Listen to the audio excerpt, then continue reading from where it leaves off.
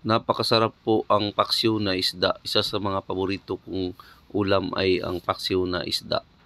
Kaya video po natin ngayon mga amigo, magluluto po tayo ng sariling version na paksiw.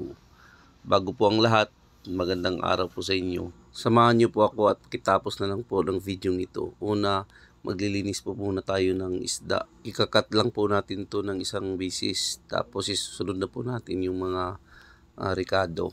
Tulad ng kamyas at saka atsal, sibuyas, bawang at siling haba. Tapos maglalagay po tayo ng karne ng baboy.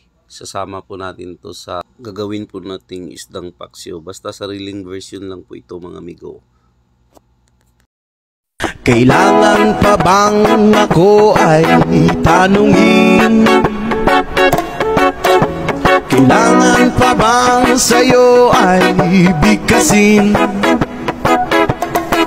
na mahal kita at wala nang iba?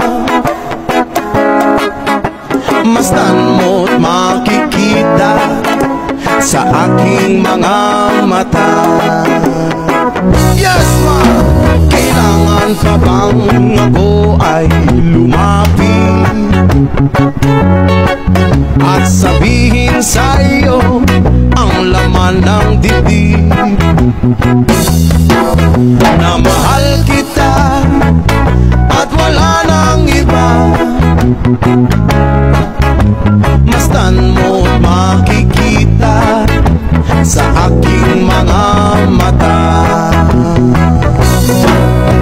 Hindi na kailangan ako ay tanungin.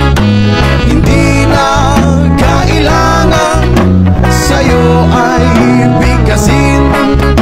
Sa tuwing magtatama ang ating paningin, sa mata makikita ang aking damdamin.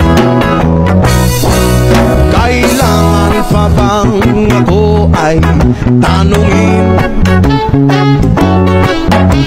Kailangan pa bang sa'yo ay bigkasin na mahal kita at wala nang iba? Masdan mo't makikita sa aking mga mata. Kailangan pa bang ako ay lumapit at sabihin sa'yo ang laman ng dibdib na mahal kita at wala nang iba? Masdan mo't makikita sa aking mga mata.